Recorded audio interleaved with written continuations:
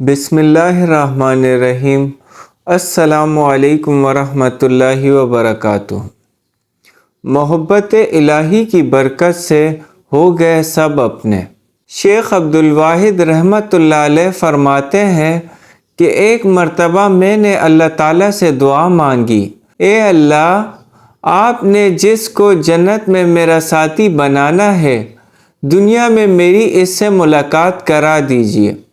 فرماتے ہیں کہ مجھے خواب میں بتایا گیا کہ حبشہ کی رہنے والی ایک عورت میمونہ ہے جو جنت میں تمہاری ساتھی بنے گی۔ چنانچہ میں اس بستی کی طرف چل پڑا۔ جا کر بستی والوں سے پوچھا تو انہوں نے کہا کہ وہ تو بکریاں چراتی ہے اور اس وقت وہ باہر کہیں بکریاں چرا رہی ہوگی۔ فرماتے ہیں کہ میں اس طرف چل پڑا۔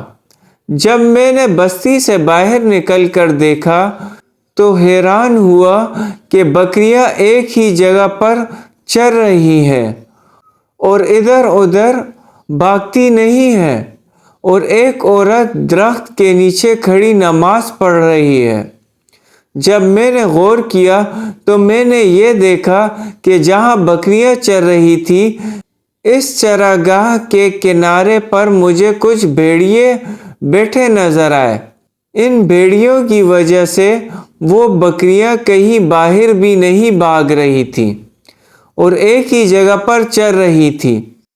جب اس عورت نے سلام پھیرا اور مجھے دیکھا تو کہنے لگی، عبدالواحد، اللہ رب العزت نے ملاقات کی وعدہ گاہ تو جنت بنائی ہے، اس لیے تم دنیا میں کیسے آ گئے؟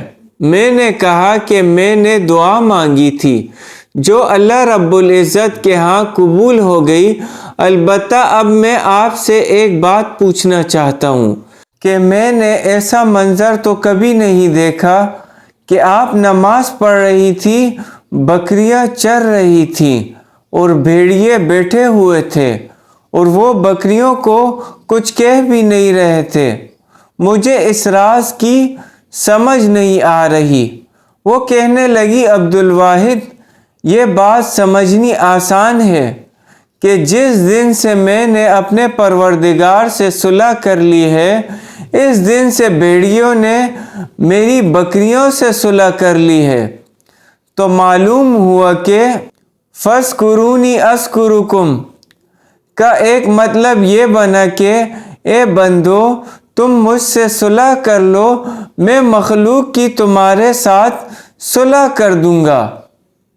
اللہ پاک ہمیں ان باتوں پر سمجھ اور عمل کی توفیق عطا فرمائے۔ جزاک اللہ۔